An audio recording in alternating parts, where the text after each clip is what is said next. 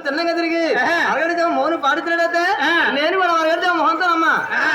అప్పుడు కూడా వాజేది కూడా సభల సంతోషంతో తూర్పు తిన్న తిరిగి అలా మౌనం పాడుతున్నాడు.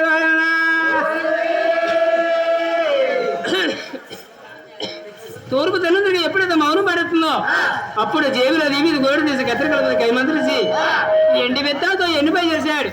బగ్గిన వాజేది కూడా భస్మైపోయింది. భస్మైపోయిన మూడు ద్వారా 3 భాగాలు వేశాడు. అందులో తొలి భాగం చేశాడు. వేసిపోయిన బ్రహ్మదేవుని బతికించుకున్నాడు.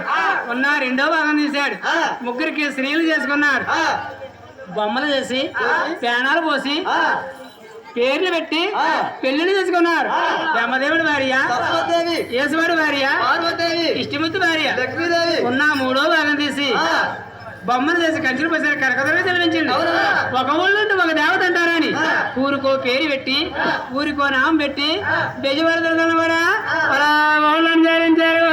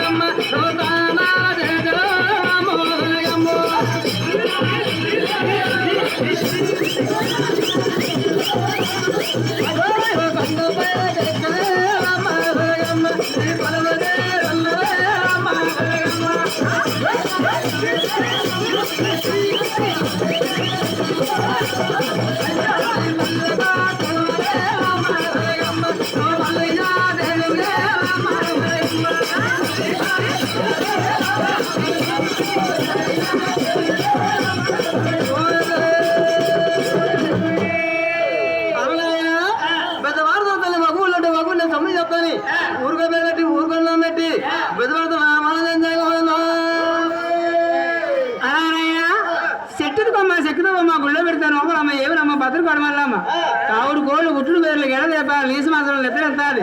అలాగే బెజవాడ కూడా ఊరికో పేరు పెట్టి ఊరికో నామం పెట్టి బెజవాడ వాళ్ళని చేరించారు. అయితేనైనా దేవలకన్నా మునేశ్వరులందరూ ఎక్కువ పట్టుకున్నారట. దేవలకన్నా మునేశ్వరులు ఏం కార్యం చేత ఎక్కువ పెట్టారయ్యా? దేవలకన్నా మునేశ్వరులు అంటే ఎవరో చెప్పమన్నావు. వారు పండితులయ్యా. ఏమి కార్యం ఎక్కువ పెట్టారయ్యా? ఏం కార్యం ఎక్కువ పెట్టారో చెప్పమంటున్నావు. వారు దేవలకన్నా మునేశ్వరులందరూ ఎక్కువ పట్టుకున్నారు. అరికాలు 3వ నేత్రం కలవాండి. అరికాలు 3వ నేత్రం కలవాండి. అరికాలు 3వ నేత్రం కలవాండి.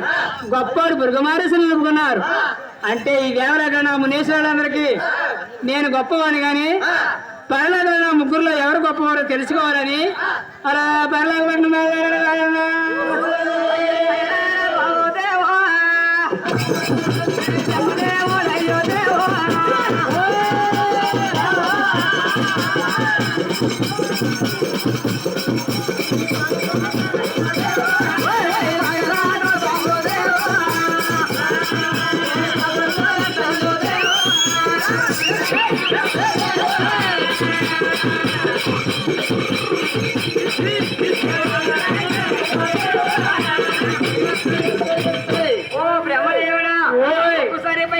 శ్రాపం పెడతారు. అలాగే ఎవడో మునేశ్వరుడు వచ్చి కేకలు పెడుతున్నాడు.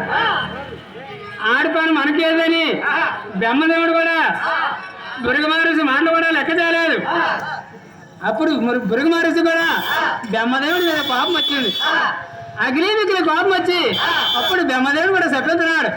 నీకు బ్రహ్మదేవుడి పేరు చెప్పి గుళ్ళీ గోపురాలు ఉండవు, నీకు వేద పంచంగాల శాతం ఉంటాయన్నారు. బ్రహ్మదేవుడికి ఎక్కడైనా గుళ్ళీ గోపురాలు ఉన్నాయా? వేద పంచంగాల శాతం ఉంటాయి. అక్కడి నుంచి బయలుదేరి